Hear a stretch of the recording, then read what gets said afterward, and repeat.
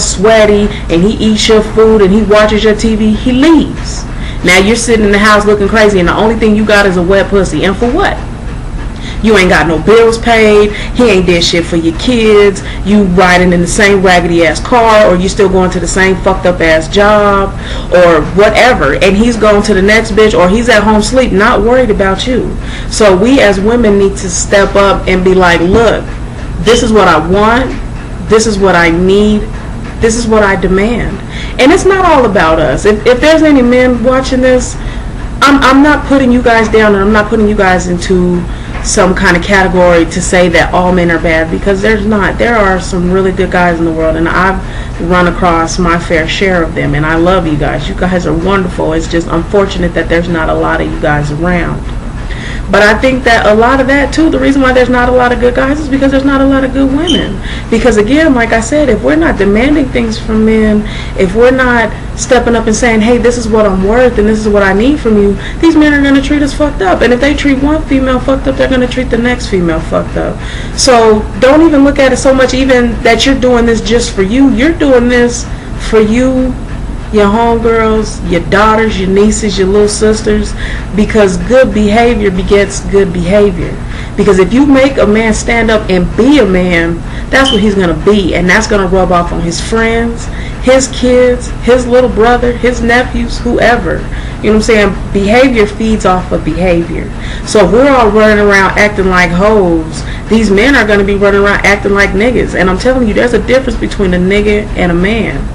And we all know what the difference is. It's the attitude, it's the swagger, it's the way they treat us. You know what I'm saying? And even the word nigga, you know what I'm saying? Think about the origins of it. That was originally concocted by white people as a demeaning term, meant that we were stupid and ignorant and whatnot. So when you encounter a real black man, you know.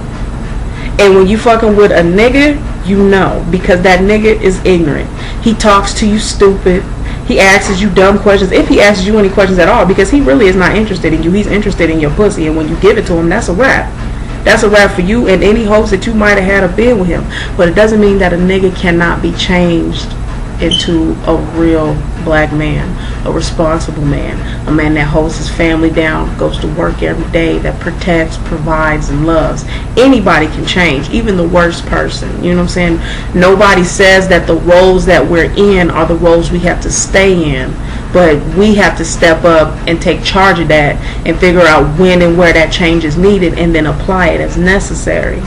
So next thing is basically how our paths get crossed. You know what I'm saying? Where that breakdown of communication is when we meet that man. It's like we get dressed up, we put on our makeup, we make sure our hair is flawless, every single hair in place. You know what I'm saying? Make sure you got on the sexy heels, the cute little outfit, nice little matching purse. You know what I'm saying? Making sure you make your eyeshadow matches your shirt, you're shining and shit, because you want to be noticeable. You are trying to get his attention, basically like peacocks.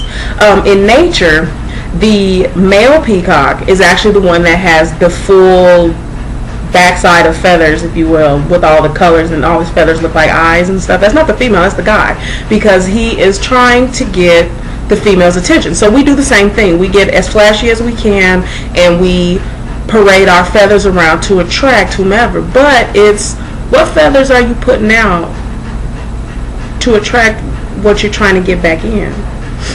If we present ourselves as hoes, if we carry ourselves as hoes, but expect a man to take us home to his mom, to his sisters, to his kids, love us and wine and dine us, we are sadly mistaken. You can't do that.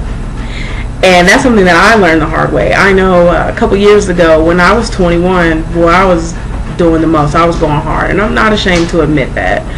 We all go through things, and I mean, life it's a learning experience. You grow up and you get better as you go. But when I was younger, I didn't know no better. We'd go out to the club, you know what I'm saying, my group of homegirls, and we'd get as noticeable as could be. I mean, low cut shirt, you know what I'm saying, titties hanging out. Some of the homegirls had titties on their chest, so you just had to look because you seen color up against light skin, and so you're like, oh, what is that? And then when you get closer to her, you're like, damn, you doing it like that? So I mean, you know, shiny lips and really short dresses or skirts, open toe heels, and I mean like high heels, like 3 inches, 4 inches, all of that, doing the most. And men would talk to us. They would approach us because, I mean, as slutty as we looked, and there's not even a better word for it, we looked slutty. They would come to us because we're slutty, but, you know, kind of attractive. It was pretty. It was, if anything, it was an attention grabber. But our intention when we went out was not necessarily to be slutty or to be hoish, but that's the image that we gave off. And when a man approaches you, you already know what he wants when he comes up to you. By the way he's looking at you, the way he's talking to you, he's licking his lips. He might even be so bold as to be trying to touch on you. And it's kind of like transferring energy. You know what I'm saying? Some things are better left unsaid. Some things need not be spoken. You just know. So we kind of feed off of that and we play into that because now we want this man to like us so much, and we're so excited that he didn't gave us a little bit of attention that now we're about to try to read him and do whatever we think it is that he wants to do, thinking that that's going to give us brownie points to get in good with this man. But see, men know that too, and they play us, and that's where our paths get crossed because we think that we're playing them and they're actually playing us. If I go out to the club and I meet a guy and he's licking his lips, he's talking to me, and he definitely seems like he's into me. He's touching my shoulder and telling me how good I look in my dress or whatever. And then he calls me. I give him my number and he calls me later. Maybe 2 or 3 days go by. What time does he call me? 10, 11, 12. What you doing? What the fuck do you think I'm doing at 10, 11 o'clock at night? I got kids. I'm supposed to be asleep. But what do I say? Nothing, just chilling. What's up with you? And then it just escalates from there because then the next thing you know, that nigga is at your house. Y'all kicking it. Y'all done had a couple drinks and he's fucking you. Now you all in your feelings and shit and you thinking like, oh wow, this was great. He was so nice because maybe he does everything you like sexually. He goes down on you. He fucks the shit out of you. He puts you in every which way position and whatever. So you all happy. Like, yeah, I got this. I got this. And maybe even he calls you a couple times after that. But then you start to notice that there's a pattern. He don't ever take you nowhere. He don't ever bring you nothing. Sometimes he comes to your house with shit, but ain't called and asked you if you needed anything. Even something as simple as him stopping off at 7-Eleven and this fool comes to your house with a Slurpee. That motherfucker didn't call you and ask you if you wanted one, but you let him in your house anyway. He ain't invited you to no family functions. You don't know none of his friends except the boys he was with at the club the night you met him. Don't know nothing about his family, his kids, his background, because this man has only given you the minimal information. He's told you enough shit to make you comfortable enough to open your legs. If you even got that far, because some females don't even bother to do all that.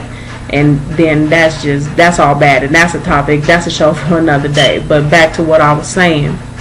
They give us enough information to make us feel comfortable. And then basically we give them what they want without getting what we want. And that's where I pause. We got to ask ourselves, what do I want? Do you want to just be a jump off? Do you want to just be somebody that men just, you know what I'm saying, run through you and then move on to the next? Or do you want that respect? Do you want that wifey title? Do you want to be the mother of his kids? Do you want to be cool with his family and him give a fuck about you? And do you want those just out of the blue, hey baby, how you doing? I was thinking about you phone calls. And if those are things that you want, ask for them. Because the worst that's going to happen is he's going to say no. And if he says no, that's even better. Because that is him letting you know up front what his intentions with you are. What he wants to do with you. What he is and is not going to do with you.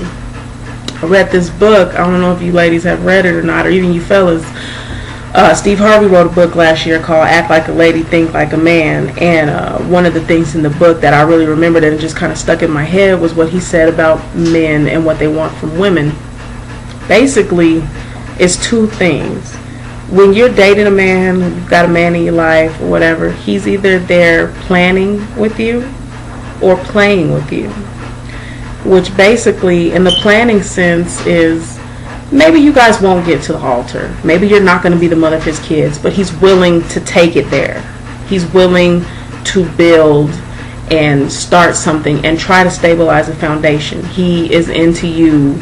You have something that he wants more than just sex. He loves your mind, your personality, your swagger, whatever. and then you have the man that's there to play.